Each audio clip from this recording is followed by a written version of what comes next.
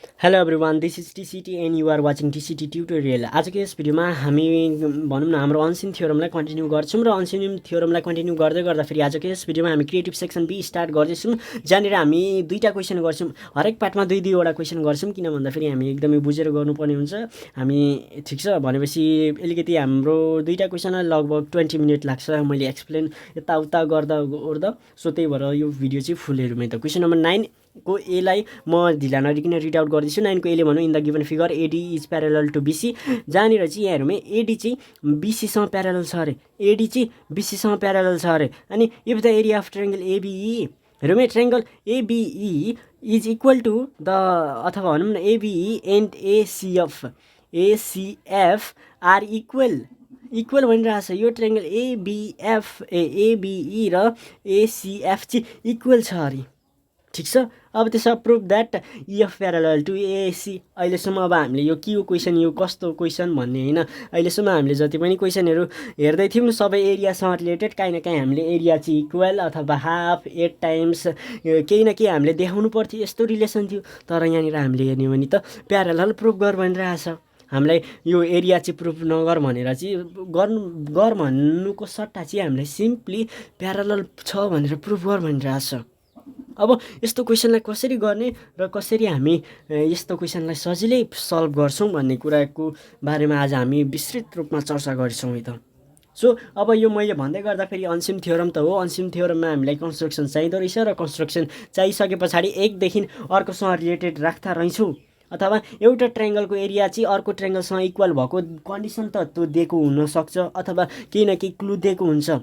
अथवा त्यति पनि भएन भने हामी कन्स्ट्रक्सन गरेर थ्योरमको बेसिसमा पनि हामी गर्छौं हो यसरी गरेर चाहिँ हामी क्वेशनहरु प्रुफ गर्छौं है त सो अब क्वेशन नम्बर 9 को ए लाई म स्टार्ट गर्दै छु मैले रिड आउट गरिदिसके र गिवन कुराहरु सब थोक मैले लेखेर फिगर बनाएर कोलम सलम बनाएर चाहिँ चट्ट हैन अब यहाँनिर प्रेजेन्ट गर्छु नि त किनकि यो हामीले लाइभली लेख्ने हो भने त यो एकदमै लङ भिडियो हुन जान्छ सो त्यही भएर त्यसका कारण म यहाँनिर त्यस्तो लामो भिडियो बनाउन चाहदिन सो त्यही भएर है त सो अब यहाँ हेरौँ है त so here we have creative section B 9A and I have written here given things right and I have completed or I have make figure here so and हामीलाई रिक्वायर पर्ने कुराहरु जति पनि छ यो कुराहरु सबै मैले भनौं न राइट अथवा लेखिसकेको छु अब त्यसमा गिवन कुरा के छ त भन्दा फेरि एडी प्यारलल बीसी गिवन भनेको दुईटा कुरा गिवन छ जहाँ चाहिँ एडी चाहिँ बीसी सँग प्यारलल छ एउटा कुरा यो भन्दियो अनि त्यसै गरेर एरिया अफ ट्रायंगल एबीई इधर देखो एबीई इज इक्वल टु दी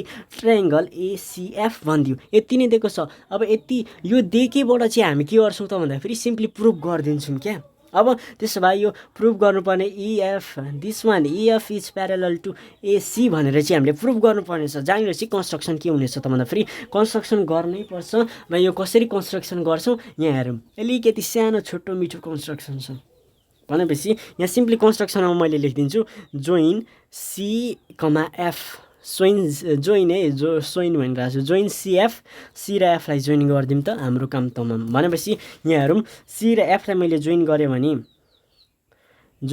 भने काम तमाम हेरौँ है सी र एफ है यहाँ सी र एफ यहाँ ग्याप छ नि यहाँनिर ठुलो ग्याप छ यहाँ यो फिगरमा मैले कता गडबड गरे होला यहाँनिर यता यसरी गर्दा फेरि यहाँ ठुलै ग्याप बन्छ यो कुरा हामीलाई थाहा हुनुपर्छ अब भनिसके पछाडी अब जोइन अब हाम्रो टार्गेट भनेको प्यारलल देखाउनु छ प्यारलल कतिखेर हुन्छ यो कुरा हामीलाई थाहा हुनुपर्छ जब यहाँ हेरौँ है एउटा केस हामीलाई थाहा छ म अलिकति एक्स्ट्रा कुरा गर्दिन चाहिँ यो एउटा मानौँ यो प्यारलेलोग्राम हैन यो कुरा बुझ्नु पर्यो मानौँ है यति कुरा यो फिगर भएन हेरौँ है यसरी लु जोइन छ अरे यो हेर्दा फेरि प्यारलेलोग्राम लु मान्दे मैले एबीसीडी यो मान्दे एबीसीडी प्यारलेलोग्राम भन्नुहुन्छ होला तपाईले यसलाई चाहिँ मैले एक्सेप्ट गरिन मानौँ यो एबीसीडी प्यारलेलोग्राम हैन तर यहाँनिर जुन एबीडी यो ट्रायंगलको र यो ट्रायंगलको एरिया इक्वल छ मैले भन्दै र इक्वल छ तर यहाँनिर हामीलाई थाहा छ यहाँ प्यारलल लाइन्सहरु छैन मानौँ छैन तर मैले एबीडी यो ट्रायंगल बराबर चाहिँ यो ट्रायंगल भन्दै भने हामीलाई के थाहा हुनु पर्छ त भन्दा फेरि यो चाहिँ योसँग प्यारलल रहेछ है oh this one is parallel to this one भनेर चाहिँ हामीलाई थाहा हुनु पर्छ यो कुरा हामीले बुझ्नु पर्छ है त सो यही कुरा मैले यहाँनिर देखाउन चाहे यही कुरा चाहिँ हामीले यहाँनिर पनि एप्लाई गर्छौं यो कुरा हामीले थाहा हुनु पर्यो। भनेपछि यहाँ कुनै न कुनै यहाँनिर ट्रायङ्गल यस्तो ट्रायङ्गल खोज्छौँ जुन चाहिँ इएफ र एसीसँग कनेक्ट होस् क्या। इएफ र एसीसँग कनेक्ट भएको ट्रायङ्गल र यहाँ ट्रायङ्गलमा मानौँ अहिले नि म अलिकति थोरै चर्चा गर्न चाहिँ मानौँ यो इएफ र एसीसँग कनेक्ट भएको सेम बेसमा हुनु पर्यो। मानौँ एसीलाई सेम बेस मान्ने हो भने एसी यो जुन एफ छ यो ट्रायङ्गल है, यो जोइन अहिले भर्खर हामीले एफ र सीलाई जोइन गरायौँ नि त। सो एसीएफ र अर्को ट्रायङ्गल कुन छ यो कुरा हामीलाई थाहा हुनुपर्छ। एसीएफ इज इक्वल टु हामीले के भन्ने हो यो कुरा हामीलाई थाहा हुनुपर्छ। ठिक छ, यो कुरा इम्पोर्टेन्ट छ। यो एसीएफ एउटा ट्रायङ्गल छ र अर्को ट्रायङ्गल हामीले खोज्नु पर्यो जुन चाहिँ हाम्रो के होस् त भन्दाखेरि यो र यो standing on the same base होस् in between same parallel line होस्। यो कुरा हामीले चाहिँ खोज्नु पर्यो। अब जस्तै एउटा ट्रायङ्गल मैले भनिदिइहालेँ एसीएफ र अर्को ट्रायङ्गल कुन देखिरहेछ तपाईँहरू आफै हेर्न सक्नुहुन्छ होला अथवा तपाईँहरूले थाहा पाइसक्नुभयो होला जहाँसम्म मलाई लाग्छ। सो अब त्यसो भए म ढिला नरिकन स्टार्ट गरेँ। जोइन सी र एफ गर्दै अब प्रुफ गर्नुपर्ने कुराहरू स्टेटमेन्ट कोलम्सहरू मैले बनाइसकेको छु। अब हामी यहाँनिर हाम्रो सोल्युसनतर्फ लाग्छौँ है त। अब यहाँनिर हामी प्रुफ गर्नतर्फ लाग्छौँ है त। सो योभन्दा अगाडि चाहिँ मैले यहाँनिर के गरिदिन्छु त भन्दाखेरि हामी यहाँ हेरौँ है त। यहाँनिर योभन्दा अगाडि चाहिँ हाम्रो यो कन्स्ट्रक्सन जोइन सिएफ गरेको थियौँ जुन सिएफ चाहिँ एकदम रङ भइरहेको रहेछ। मैले सिएफ गर्दैछु। यो सिएफलाई चाहिँ यो सिएफ होइन है, यसलाई इग्नोर गरिदिउँ। यो सिएफलाई नमानौँ है त। मैले यहाँनिर कन्स्ट्रक्सन गर्न खोजेको इसी चाहिँ हो, मैले सिएफ चाहिँ गर्दैछु। सो सिम्पली यहाँनिर हेरौँ इसीलाई चाहिँ मैले गरिदिन खोजेको हो। सो इसी हेरौँ यहाँ अलिकति मिस्टेक हो, यो मिस्टेकलाई कम्प्रोमाइज गरौँ। यहाँ हेरौँ यो लाइन हुँदैन, यो लाइन होइन, यो इसीलाई चाहिँ हामीले जोइन गऱ्यौँ भनेर बुझ्नु पर्यो। अब हामीले यहाँनिर अब्जर्भ गर्छौँ एकै कुरा यहाँ मैले जे भने यही कुरा लाग्ने हो, मात्र हाम्रो कन्स्ट्रक्सन अलिकति मिस्टेक रहेछ। सीको ठाउँमा एफको ठाउँमा ई हो क्या, मैले ईमा जोइन गर्न खोजेको थिएँ एफमा गरेछु मैले नि, अलिक राम्ररी भनौँ न अलिक यताउता भएछ। सो अब यहाँनिर हेर्छौँ, अब हामी यहाँनिर हेरौँ है त प्रुभ गर्न लाग्छौँ। सो अब यहाँ हेर्ने स्टेटमेन्ट नम्बर 1मै दिएको छ गिभन भन्ने कुरा के दिएको छ त भन्दाखेरि सिम्पली यहाँ दिएको कुरा लेखिदिउँ न सुरुमा। Triangle ABF is equal to triangle ACE। हेरौँ है ट्रायङ्गल ABE, हेरौँ है ABF लेखिरहेको छु, यस्तै मिस्टेक हुन्छ। ABE is equal to the triangle ACE। होइन ACE त होइन नि, यहाँ ACF चाहिँ हो। यस्तै मिस्टेक हुन्छ है, घरिघरि यस्तै हुन्छ। ACF हो, ACFसँग चाहिँ ABE हेरौँ न, यहाँ ABE चाहिँ के छ त इक्वल छ। यो के हो त फरम गिभन राइट, यो कुरा थाहा हुनु पर्यो हामीलाई। एन्ड सेकेन्ड वानमा के लेखिदिन्छु त भन्दाखेरि triangle ABE is equal to, हेरौँ है ट्रायङ्गल ABE। अब मैले भन्ने सकेको छु अनसिम थियोरम गर्दै गर्दाखेरि हामीले चाहिँ काहीँ न काहीँ कन्स्ट्रक्सन गर्छौँ र कन्स्ट्रक्सन गर्दै गर्दाखेरि अन द बिहाइन्ड अफ जुन हाम्रो थियोरम्स थियो त्यसको थियोरम्स पनि गर्छौँ। अब त्यसमा हामी आधारित भएर पनि हामी गर्छौँ भनेको थिएँ एउटा कुरा। अनि नेक्स्ट कुरा मैले के पनि भनेको थिएँ कुनै न कुनै भिडियोमा भनेको थिएँ जुन चाहिँ अनसिम थियोरम स्टार्ट गर्दै भनेको थिएँ होला मैले। क्वेसन नम्बर 8को CD कुनै न कुनै एउटा क्वेसन गर्दाखेरि मैले भनेको थिएँ हामी कन्स्ट्रक्सन गरिसके पछाडि हामी थियोरमको बेसिसमा गर्छौँ र थियोरमको बेसिसमा हामी दिएको कुरासँग कनेक्ट गर्छौँ र त्यस पछाडि हाम्रो सल्युसन चाहिँ हाम्रो आउँछ अथवा हामीले प्रुभ गर्न सकिन्छ। त्यो आइडिया अथवा त्यो कन्सेप्टलाई फलो पनि गर्न सकिन्छ। जस्तै अब ABE हेरौँ है, AE चाहिँ प्यारलल टु BC अथवा AD चाहिँ BCसँग प्यारलल दिनुको केस के दिनुको अर्थ के पनि हुनसक्छ त भन्दाखेरि ABE हेरौँ है, ABE को लागि AE सेम बेस मान्ने हो भने र ट्रायङ्गल ACE हेरौँ है, ACE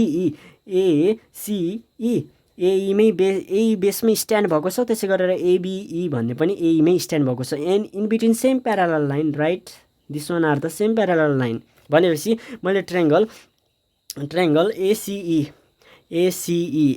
भनेर भनिदिउँ न, यहाँनिर ट्रायङ्गल ACE चाहिँ इक्वल छ भनेपछि यो सिम्पली के हो त भन्दाखेरि स्ट्यान्डिङ ट्रायङ्गल्स हेरौँ है, triangles standing on the same base and between same parallel lines है, यो parallel lines this one represent parallel lines are equal भनेर यो कुरा हामीले थाहा हुनुपर्छ। अब नम्बर 3 मा म के लेखिदिन्छु त, नम्बर 3 मा म के लेखिदिन्छु त भन्दाखेरि ACE चाहिँ ACFसँग इक्वल छ।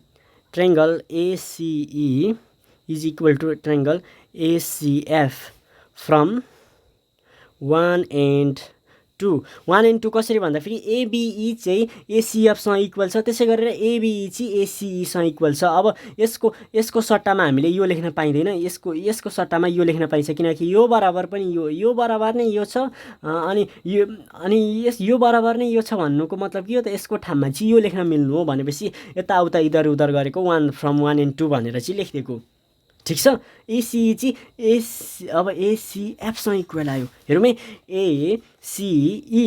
ACE यो एउटा ट्रायङ्गल हो, यो ट्रायङ्गल चाहिँ ACFसँग इक्वल छ। ACF, ठिक छ। यो कन्स्ट्रक्सन गरेको होइन है, यहाँनिर मैले अलिकति मिस्टेक गरेँ हो। यहाँनिर चाहिँ मैले योसँग कनेक्ट गर्न खोजिरहेको थिएँ, तर योसँग गर्दैछु क्या, थाहा नै पाइएन। सो यो कुरा अर्को साइडमा राख्दै हामी यतै हाम्रो क्वेसनतिरै हामी ध्यान दिन्छौँ। र अघि मैले भनेको थिएँ यहाँनिर प्यारालल दिएको छैन। अब यहाँ कुरा बुझ्नु पऱ्यो, यो ट्रायङ्गल र यो ट्रायङ्गल हेरौँ न, ACF, मैले यसलाई हेरिरहेको थिएँ, ACF हेरौँ है, ACF यो ट्रायङ्गल र यो ACE ट्रायङ्गल इक्वल छ। यहाँ मैले भने जस्तै जस्तै यो प्यारालल भन्ने कुरा दिएको छैन, तर यो हेरौँ है, यो र यो इक्वल छ भनेपछि यो दुईटा इक्वल छ भनेपछि हामीलाई थाहा हुनुपर्छ on the basis of theorem. थ्योरमले के भन्छ त भन्दाखेरि यो दुईटा कतिखेर मात्र इक्वल हुन्छ त भन्दाखेरि यो दुईटा लाइन प्यारालल हुन्छ, अनि यो दुईटा लाइन प्यारालल हुन्छ, standing on the same base हुन्छ। भनेपछि एसीलाई बेस मान्ने हो भने ACF को लागि AC बेस हो, त्यसै गरेर ACE को लागि पनि AC बेस हो। अनि यो दुईटै ट्रायङ्गल के छ त, इक्वल टु इच अदर छ। भनेपछि हामीले यहाँबाट के यो भन्न सकिँदैन र EF is parallel to EC भनेर भन्न सकिँदैन र। अब नम्बर 4 मा लेख्न सकिन्छ हाम्रो के थियो त, EF is parallel to AC भनेर भन्न सकिँदैन र। फ्रम 3 नम्बरदेखि हो नि, फ्रम 3 देखि हो नि, यहाँबाट लेख्ने हो। यो बराबर यो हुनुको मतलब नै के हो त भन्दाखेरि यो चाहिँ योसँग प्यारालल हुनु होइन र।